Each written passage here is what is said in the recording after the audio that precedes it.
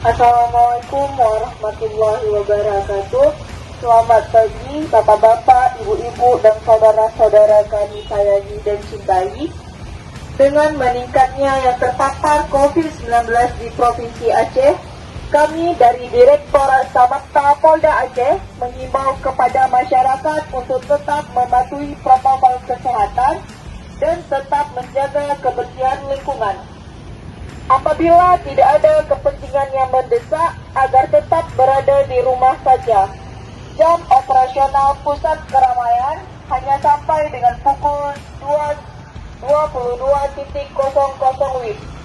Bagi masyarakat, bapak-bapak, ibu-ibu, atau saudara-saudara yang belum melakukan vaksin, agar mendatangi gerai-gerai vaksin yang ada di Kota Banda Aceh, atau segera mendatangi Masjid Raya Baitur Rahman untuk melakukan vaksin. Atas perhatiannya kami ucapkan terima kasih. Wassalamualaikum warahmatullahi wabarakatuh.